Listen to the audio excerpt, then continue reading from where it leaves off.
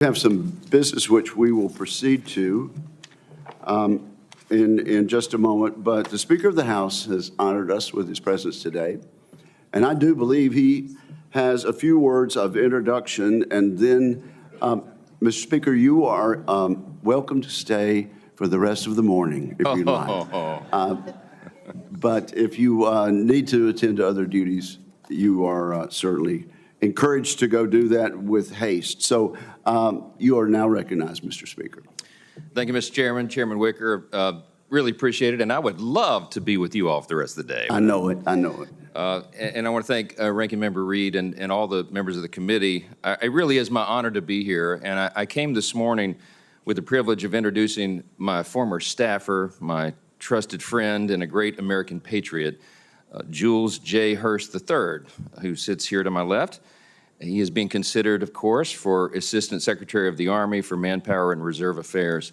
I wish I had brought a speech for some of the other distinguished gentlemen sitting at this table, because I'm a fan of all of them. And we're blessed as a nation to have such highly qualified people willing to serve in these fateful times that we're in. It's great to see Jay's wife, Beth, sitting behind me, and their children here today.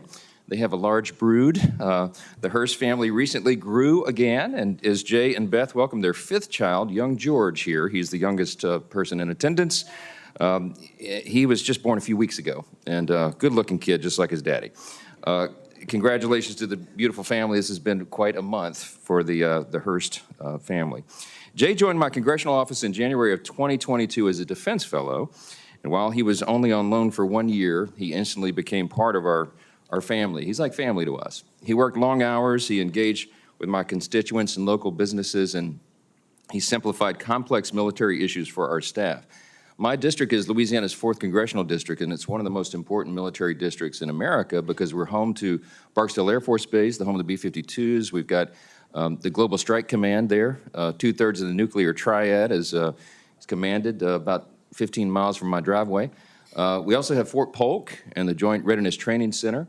And many other military assets like Camp Menden and others. So having a qualified defense fellow is an essential component of what we do. And Jay was the best we've ever had. And for those who don't know, defense fellowships are only 1-year posts.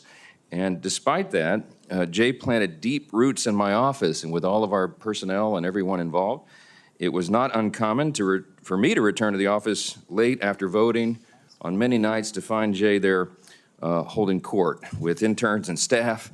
He mentored the people in and around my group and all my employees about everything, personal responsibility, finances, whatever advice they may have needed at the time. And he became the indispensable man for us. And it's this type of man, this type of leader that Jay is. He enriched our office with great camaraderie and valuable insight and willingness to go above and beyond every single day. And while working in my office and afterwards, Jay published many scholarly articles on topics like great power competition, autonomous systems, artificial intelligence, and warfare in several respected publications. I learned a lot reading what he wrote, and I don't know how he had time to do it. I'm really not sure because he's very prolific, but he wrote and he published often. His commitment to continuing education in his personal capacity should send a signal to this committee that Jay will bring the same level of dedication and the relentless quest for excellence to the U.S. Army. Jay eventually left my office to return to the Pentagon, but when I was elected Speaker of the House in October 2023, I called and begged him to come back. I needed his counsel and steady hand, and he was willing to do that. So he returned to my office and became my legislative director and a defense advisor to the Speaker's office in some very difficult times, as we all know. With hot wars burning around the globe, Jay's insight and counsel were invaluable. Before he served with me, he served as an Army officer, government civilian on the Army staff within the Joint Special Operations Command Intelligence Brigade at the 75th Ranger Regiment and within U.S. Central Command. As both a military officer and civilian, he deployed to Afghanistan 4 times as a senior intelligence officer for Joint Special Operations Task Force. He also supported the initial stand-up of Project Maven, which is the Algorithmic Warfare Cross-Functional Team. I have a hard time even pronouncing that, okay? This guy's really smart. He continues to serve in the Army Reserve as a FA-59 Army strategist. Following the election last year, I had a feeling that I wouldn't be able to keep him much longer. His talents were needed, his expertise, his dedication to the men and women of our armed forces were needed at a higher level, and they took him, and That's why I wasn't surprised when Jay was asked to serve on the DoD landing team and to perform the duties of Undersecretary of Defense for Personnel and Readiness, and now to serve, with the blessing of this committee and the support of the Senate, as Assistant Secretary of the Army for Manpower and Reserve Affairs. I have no doubt in his ability to do an outstanding job serving the men and women of the U.S. Army, and it is my great honor and true privilege to support his nomination today.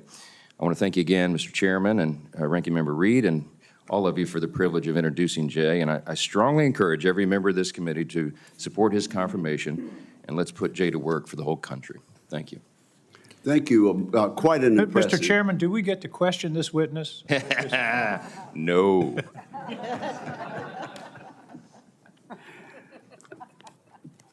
Well, go ahead. No. Thank you, Mr. Speaker.